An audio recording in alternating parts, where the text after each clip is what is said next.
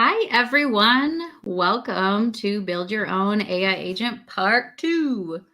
I am Chelsea Botchke. I am going to get us started here. It's 2:01, so we're going to give some people some time as they are joining.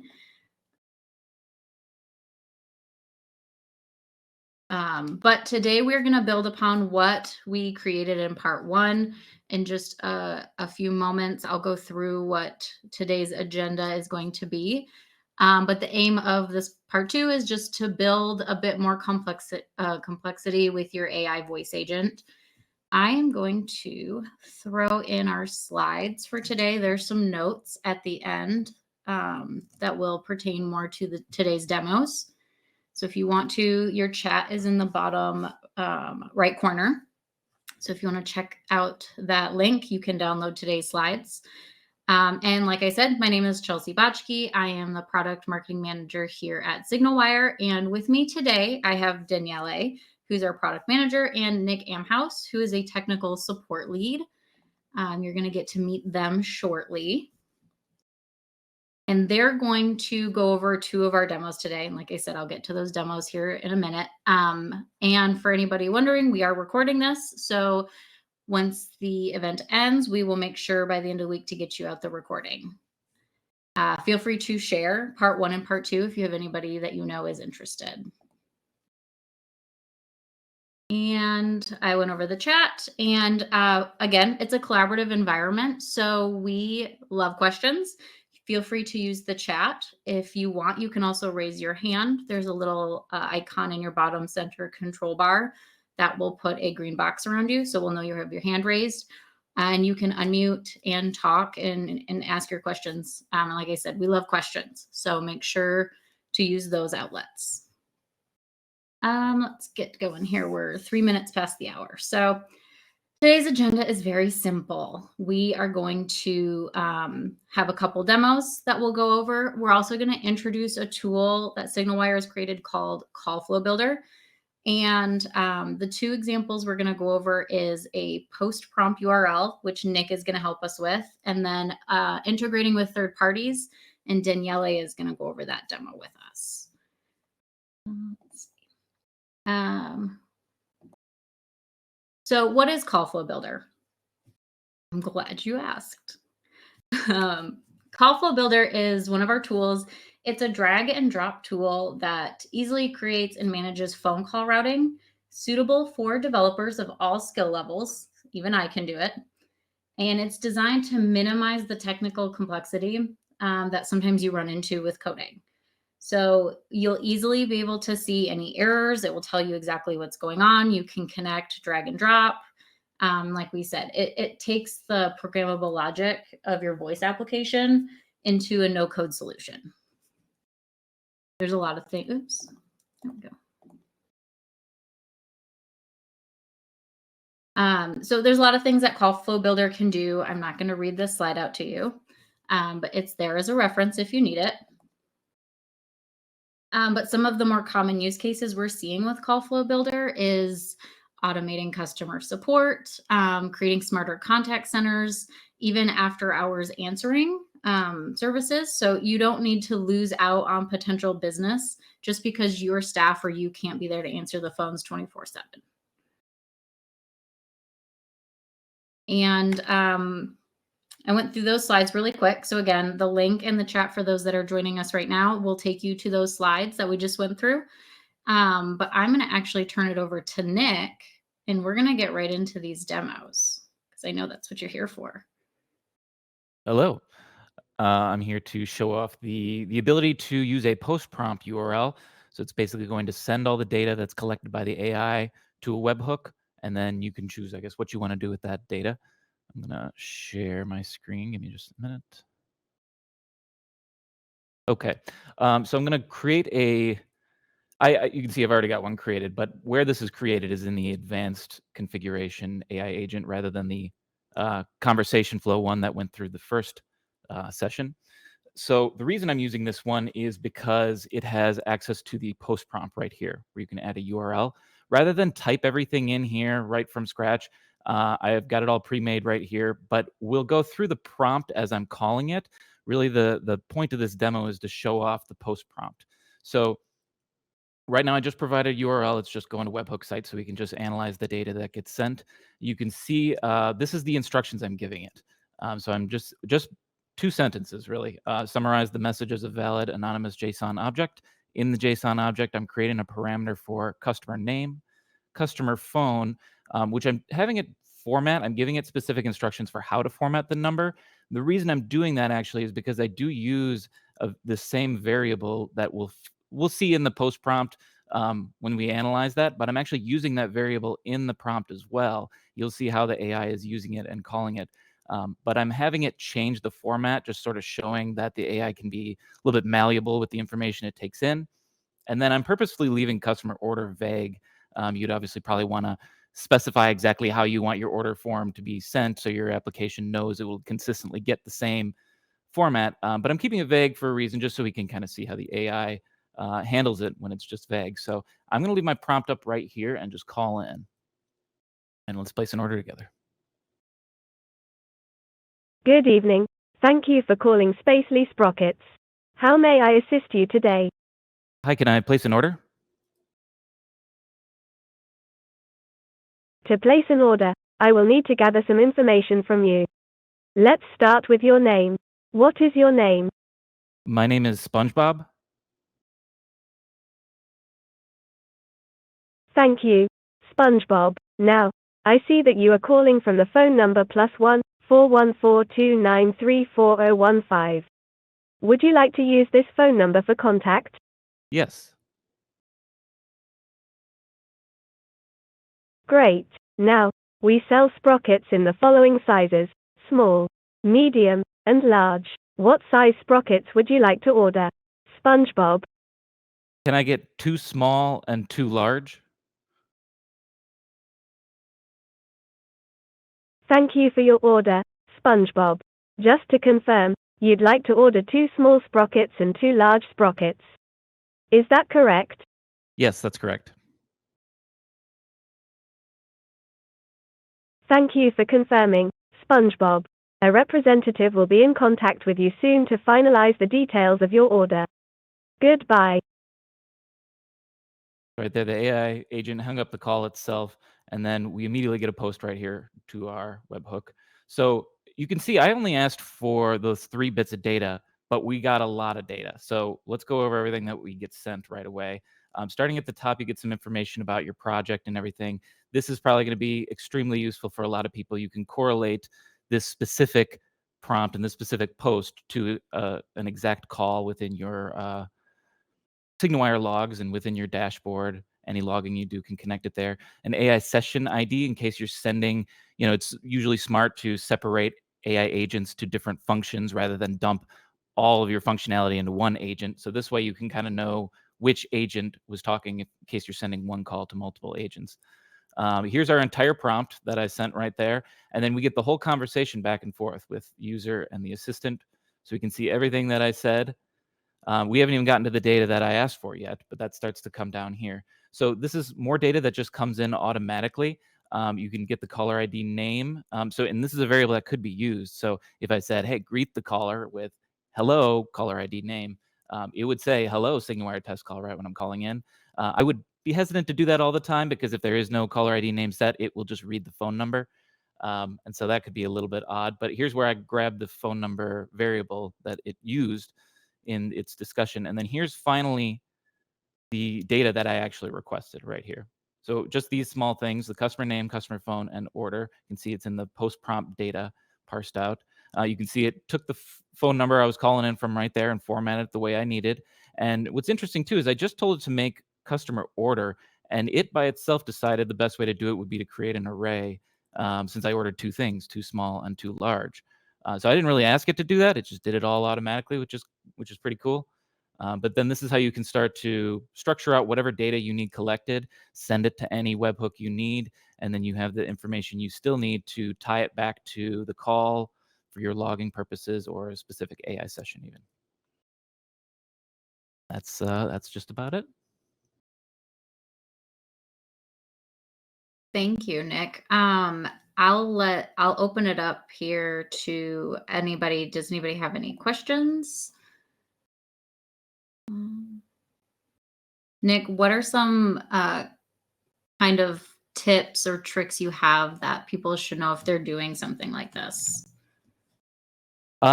It's just going to take, I think, a lot of testing and a lot of flexibility. I think a lot of times the problem too can be over prompting in a weird way, where if you end up giving the AI too much information, which is why it might be smarter to break up tasks between different AI agents, so they only have to focus on their subset of tasks.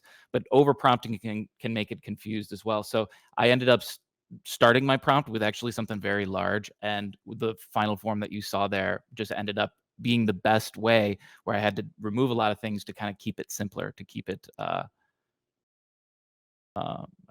Simpler, I guess. Yeah. So less is more. Yes, less is Uh, more frequently, but otherwise it just takes a lot of testing and experimenting. And you might find little small edge cases. For example, with this one, when I speak, I sometimes mumble a little bit, and I did find the AI would frequently think I was saying, if I said sprockets, it would think I said brackets. So I did remove it because I found if I just speak a little clearer, I don't have the problem. But if you find that frequently in your testing, you may just add a little section in your prompt. If you think you heard brackets, assume the caller said sprockets, unless you sell brackets. Norm has his hand raised. Norm, would you like to unmute and ask your Yep. question? Hey, Nick. Great demo. Thank you. That was pretty badass. Question. You said that the system automatically determined that your items should be sent as an array, Mhm. which was kind of nice. I get it. If you have 50 people calling in, are you going to get, you remember you're programming some back end logic. Will the array be guaranteed? Or is it possible that the agent may say, oh, now I'm going to have a different kind of a list? So that's where you might want to be more specific, and sort of the same way that I was specific how I wanted that phone number formatted, where I wanted to change it. I was removing the +1, taking out E164, and just putting it in a specific way.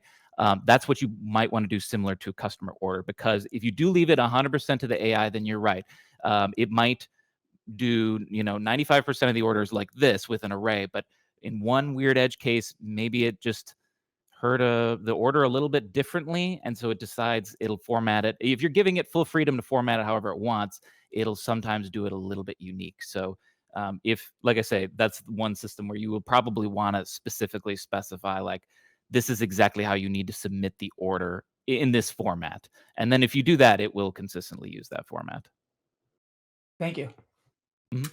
So Adrian, and I know we got this answered in the chat, but just for people watching this later, Adrian had asked if the AI agent had transferred to a human, would that conversation be processed and posted as well? One of Yes. our team members answered yes. Yeah, basically, for the post to the webhook that I had, that happens as soon as this AI agent session with this specific AI agent is finished. So if you're sending the call to another line, to a conference, or to a different AI agent, even that post will be made to the webhook as soon as the session is finished with this specific agent. Then we had another one that said, could we use if statements in the prompt? For example, greeting the name. You can. I think it's just a lot about practice and just the right. It's programming, but like in English now is how we're doing it. So it feels obvious and intuitive since we all can speak English, but you could be surprised at sometimes the way that the AI can sort of interpret the way you're phrasing things. I think it's what Brian had said last demo, where he says, like, John goes to the dentist and gets his teeth pulled. Is John getting his teeth pulled, or is the dentist getting his teeth pulled? We can understand from our context clues, but the AI can sometimes get a little bit confused. So Needs if clarification. statements I definitely think could work. But if you find, like I say, any sort of particularly odd behavior, you might just need to work on rephrasing the way you're providing that information. And then it looks like we had another one that asked if we could use a real voice similar to Siri or Alexa. Yes. Right now I just used a default voice, but I know that we've got a lot of integrations with like 11 Labs as well, and a lot more voice options. That looks like mostly in the chat. Does anybody else have any questions on Nick's demo? We'll have time at the end also. So if you have a question that pops up, we can continue answering those. But if we don't, we can move on to Daniele. Let's see. Let's see.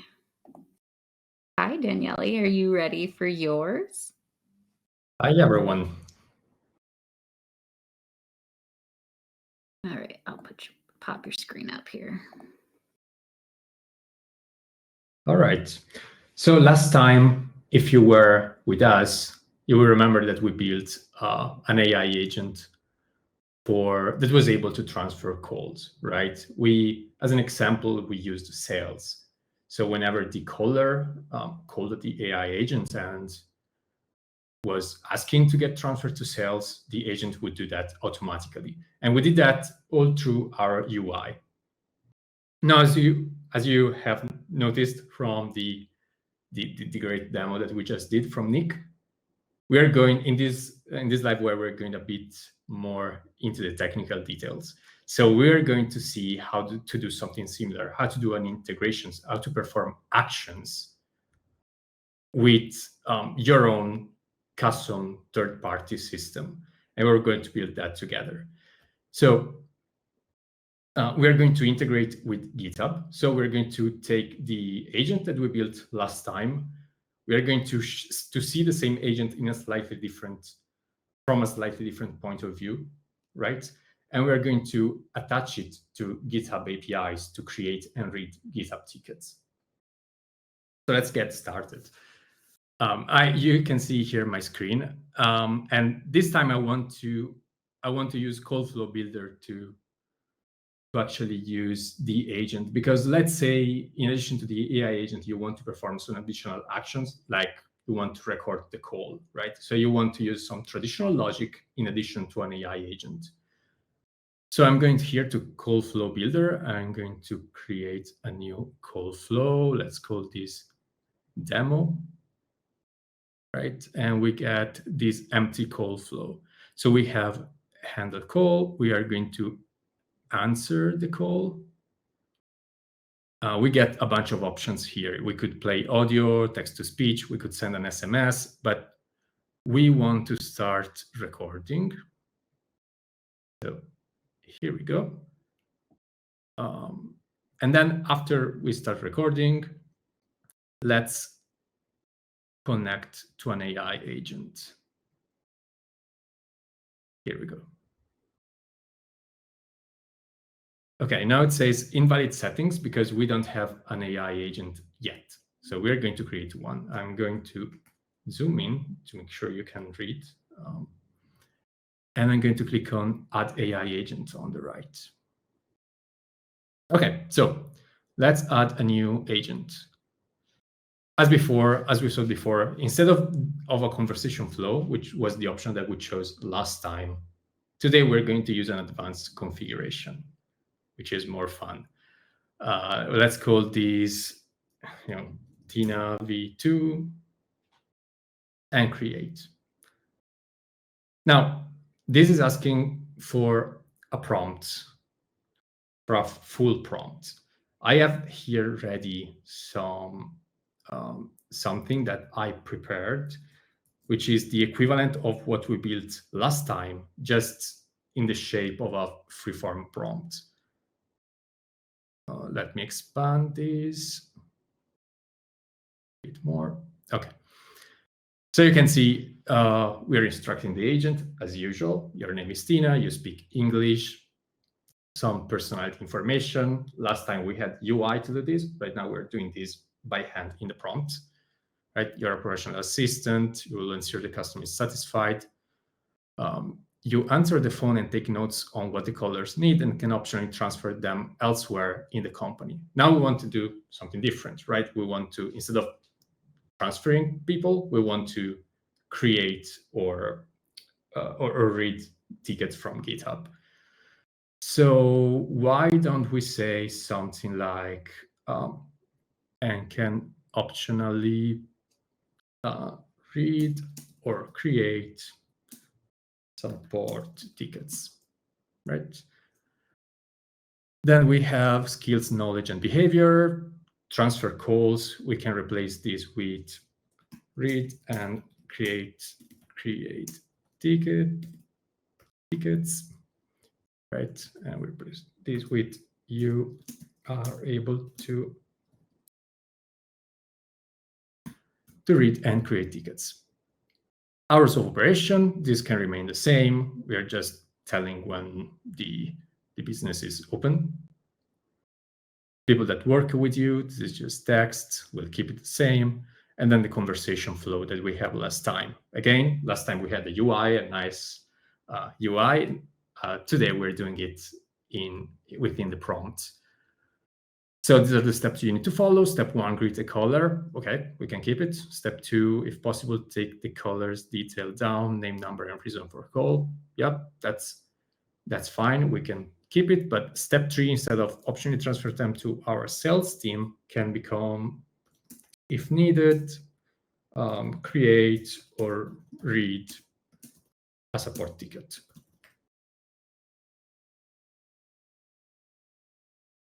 Okay. We have, after that, we have the post prompt, which is what Nick just showed. We can leave that blank for now.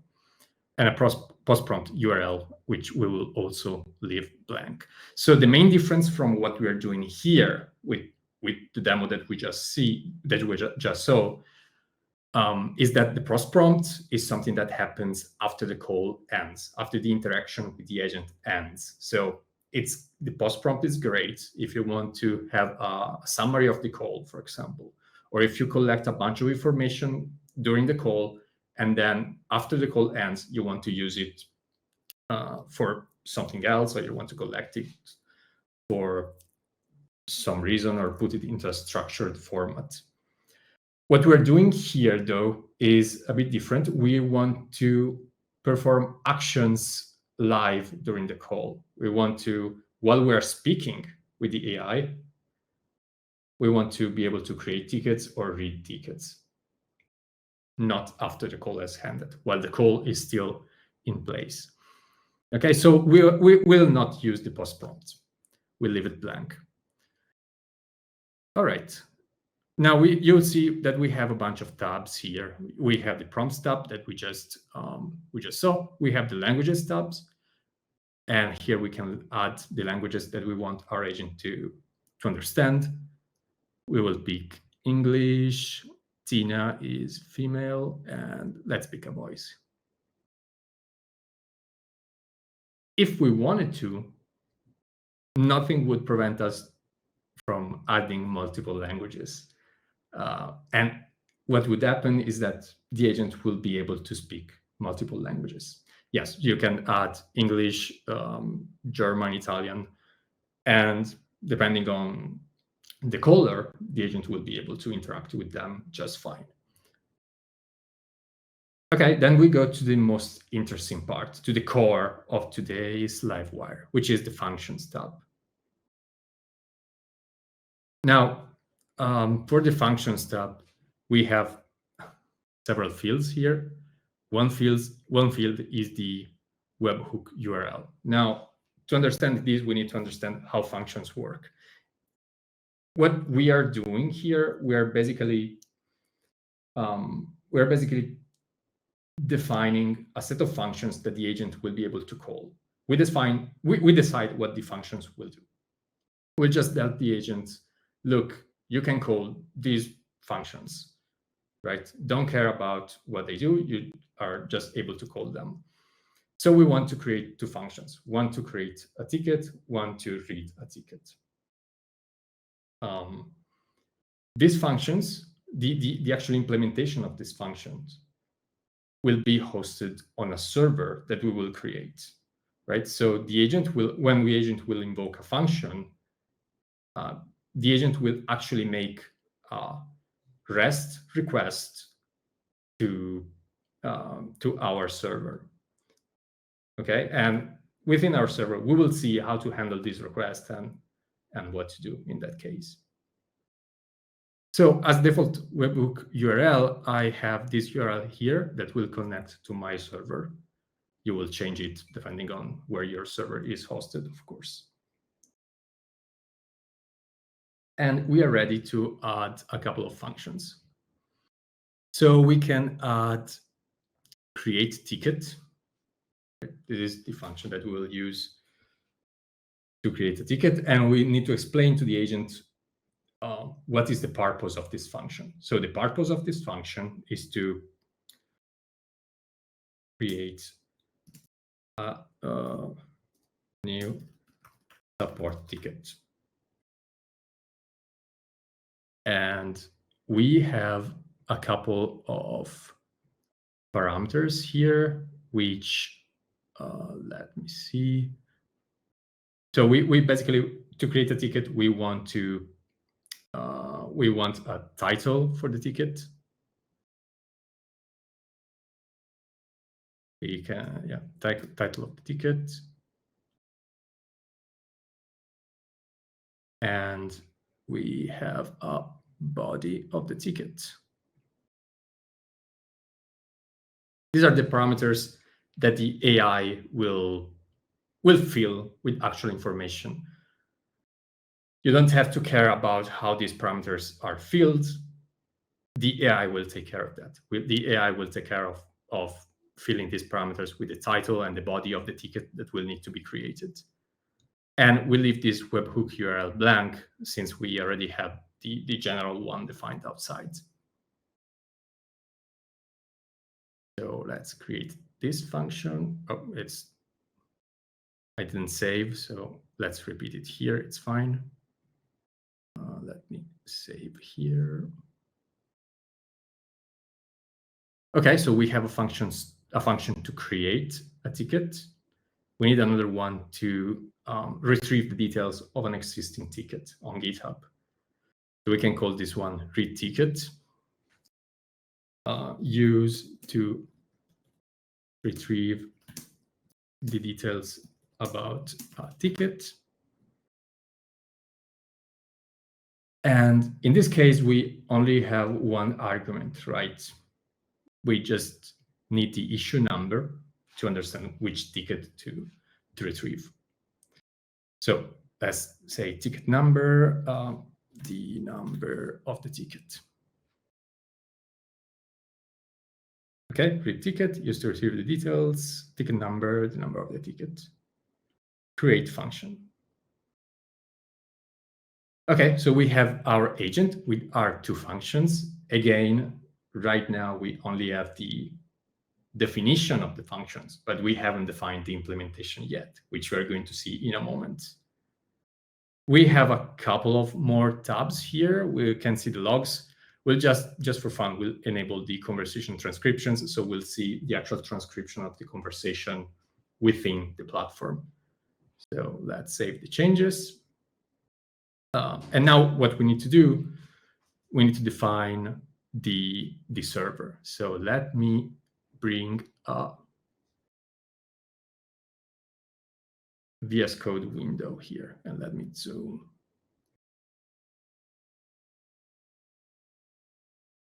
This is an example of what a server might do. And I'll go through this example. You will find links to the repository in the material that we'll send.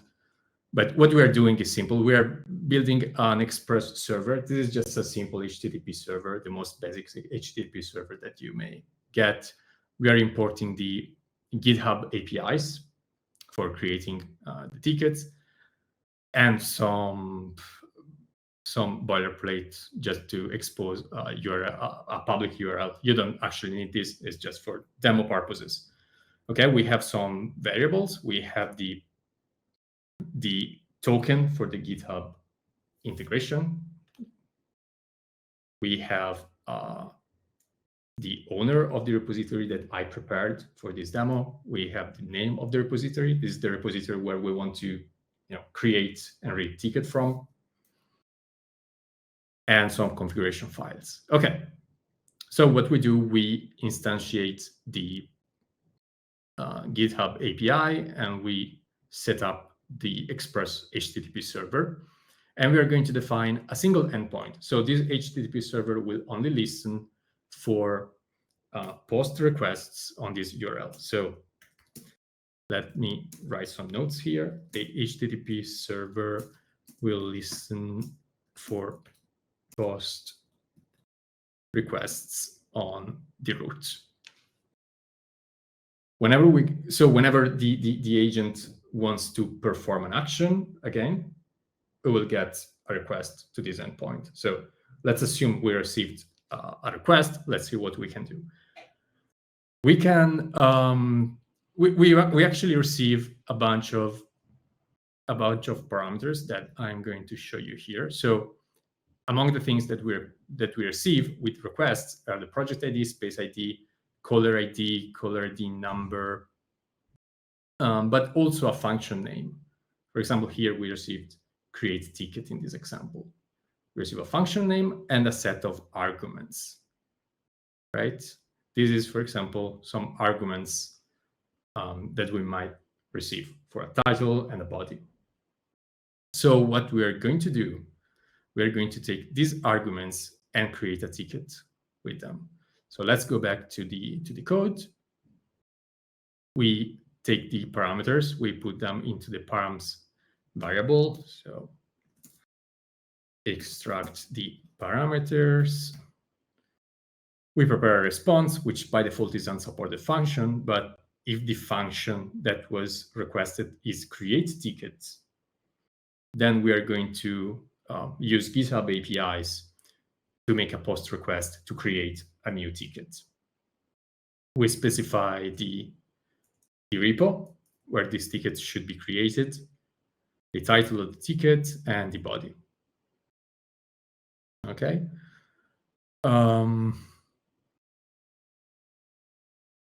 Now, after we do that, we receive a response from GitHub, which tells us the ticket number. And we want to send this information to the AI. So the response here will just tell the AI, look, I've created the ticket, and this is the ticket number. Okay. If there's any error, we can just say, sorry, I couldn't create the ticket. Otherwise, if the function that was requested was read ticket, we need to retrieve the ticket body from GitHub. So we make a get request to obtain the information about that ticket. We get all the comments that were added to that ticket. So get the list of comments, and we construct a response. So we're going to build a response where we say to the AI, this is an interaction with the AI. So we're going to say to the AI, this is the list of updates on the ticket.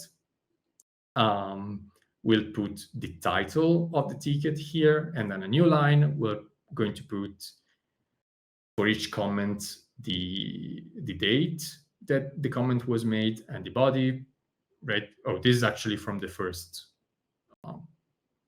from the description of the comment. And then for each comment here, we map this with a date and the body of each comment. So what we're doing, we're basically sending the AI a wall of text of all the comments that were present in the specific ticket that was requested. As you see, we use the issue number variable here. The ticket number parameter from the AI to pass it to the issue number for GitHub. So what we can do now, we can actually take this AI that we built and connect it to a phone number. So let's go to the phone numbers tab. I have this phone number here. I can edit settings, and I can say when a call comes in, connect it to this call flow, which is called demo. Right? I can save. And let me start the server. I have these repository here, which is currently empty, or well, I should say all the tickets are closed. So why don't we try calling the AI? I'm taking the phone. I am calling right now. Let me see if this is the correct number. Yes.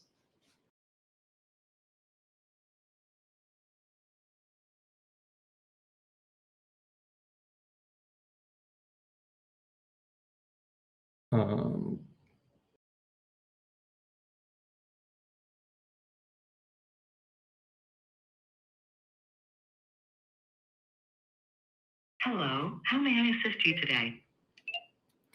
Hello, I have a problem. Could you open a ticket? My teleportation device is not working at large distances.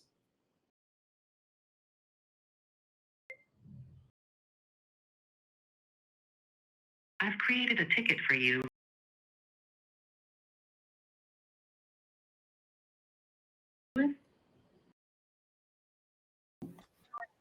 We lost your screen, Daniele. You lost my screen at the best moment. Let me share it again. Is there anything else I can assist you with?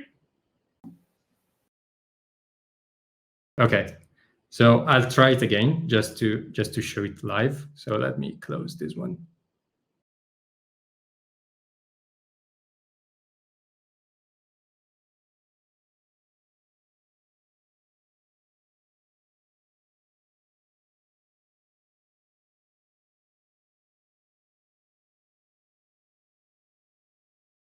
Hello, how may I assist you today? Hello, I have a problem with my smartphone. Could you create a ticket for it? Of course, I can help with that. Please provide me with the details of the issue you're experiencing with your smartphone. The screen is not powering on anymore.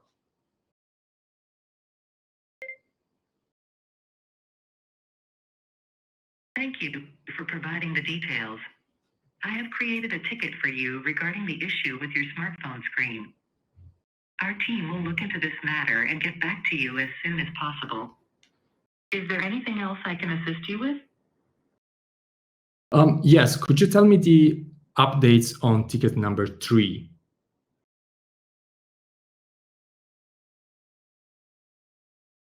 The ticket number 3 was regarding a spaceship power issue.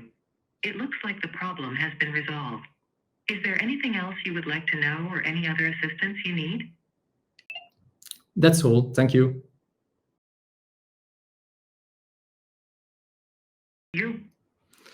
Okay, so we can see how this agent is able to easily create tickets, read tickets. So we were able to perform actions,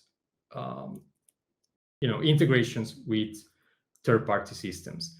What's important here is that, as you can see, as you have observed, there is no specific limitation on what you can do. So any third-party system that you can think of that has some APIs that you can connect with, you can, in principle, connect it to the AI agent.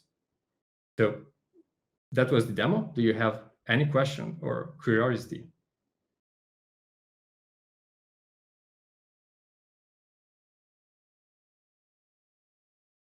Don't see any in the chat yet. I have a question. There seems to be a lot of latency before the agent responds. Is there anything we can do to improve that?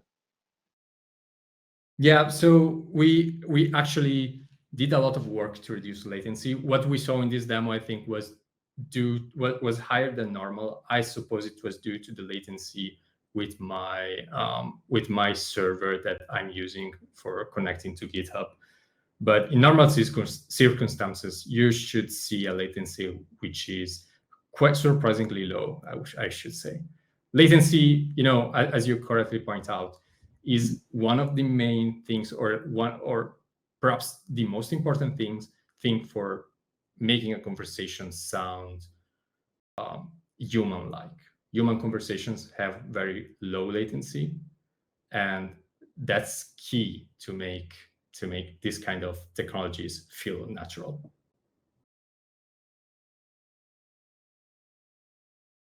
And Shane, as part of our support team, he's on today's call. He noted in the chat that we do use something very similar for SignalWire's phone support line. So if you called in, you would talk to Sia, is her name, and she has a very low latency.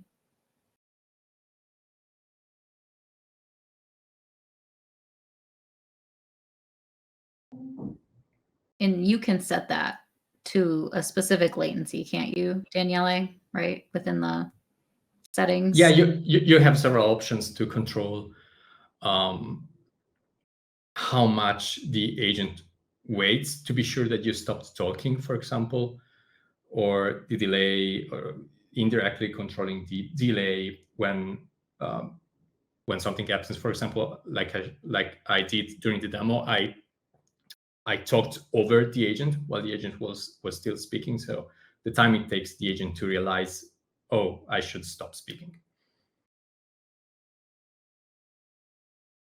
Let's see. Anybody else have any questions?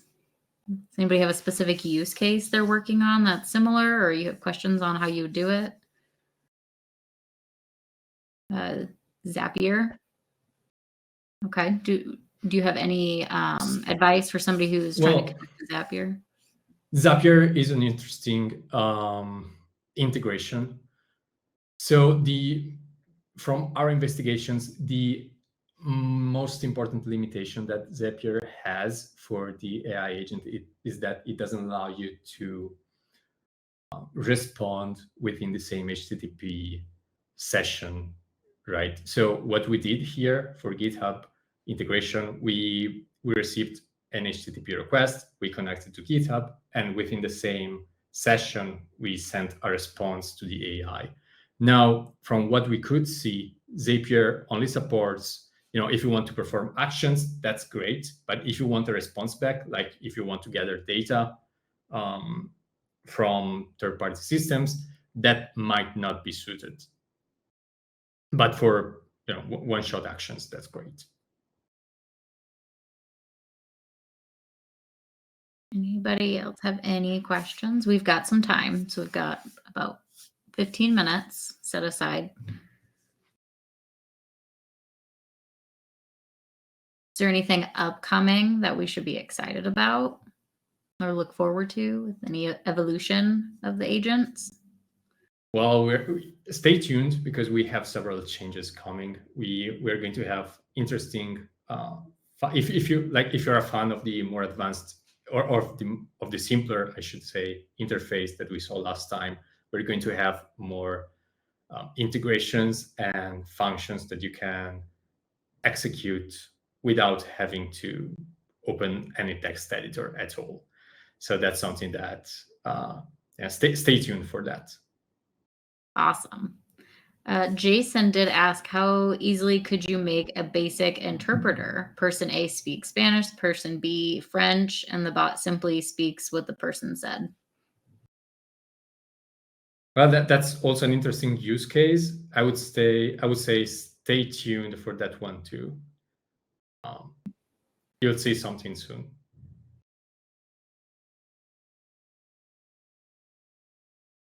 But it does hop in between languages very seamlessly. We've done another demo. Daniele has done a demo with that before where it's jumped back and forth between English and Spanish, I believe.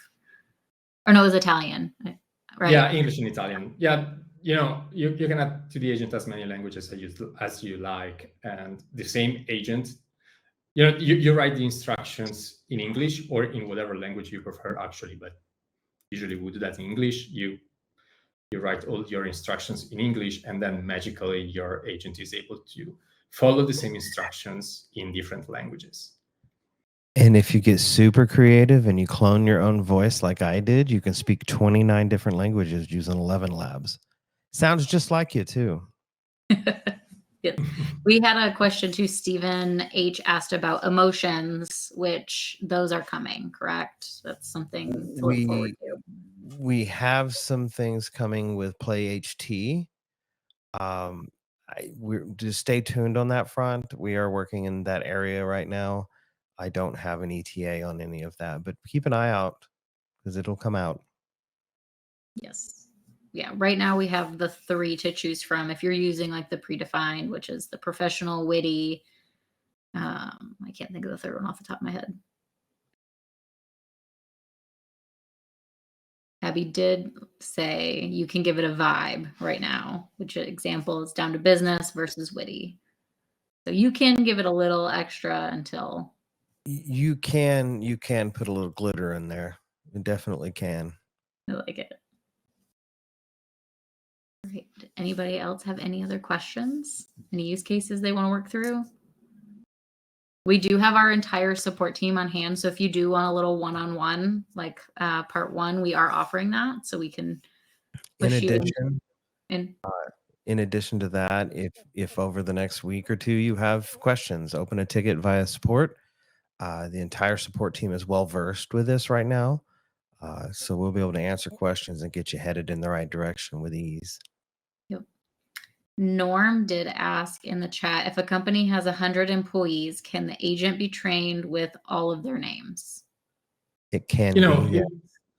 yeah. Let's say you want to, I don't know, transfer the call to any of those agents, but yeah, in principle, you can. Your better use of prompt would be to create a function for directory lookup and then use some fuzzy logic within that function to find the people. But that way you're not giving the AI hundreds of people's names when it doesn't really need it. But if you gave it the capabilities of looking those things up, it could use those functions as well.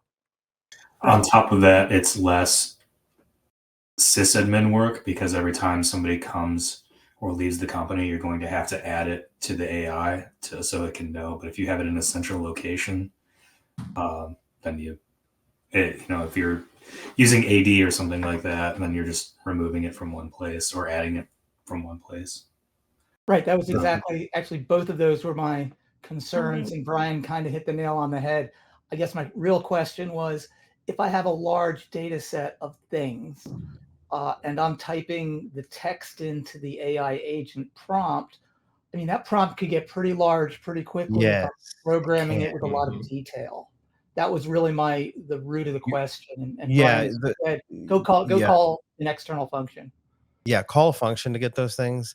Give it the tools to find that information. Don't give it the information. That gives you a little flexibility as well. Thank you.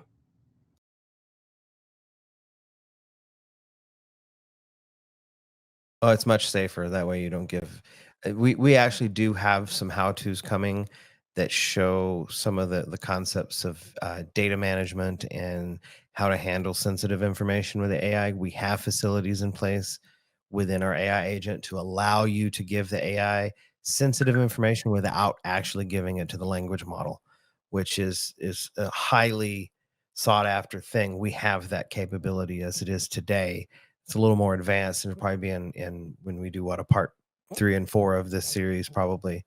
We'll be going deeper into some of those things. And by then we'll have some examples to go because the data sensitivity one is top on our list of things to get examples of. We have examples in our docs. They're not in a position like a clear use case example. It's more of a more abstract example of how to do it. We want to get a real world how you do it. And we'd love to hear from everybody. So, I mean, if you have any recommendations for any specific demos you'd like to see, if you have a specific use case you're working on that you'd like to see in another LiveWire, we're obviously going to continue doing these LiveWires into the new year. So we'd love to hear your feedback. You guys, everything will get sent out to you post show here. So we'll send you the recording as well as some resources. We'll even send recording for part 1 if you still need that again. But we've got about 9 minutes left. If we want to close out a little early, we can. If there's still some more questions, we'll stay in here, continue answering them. thank you everybody for joining. We appreciate you taking your time to come hang out with us.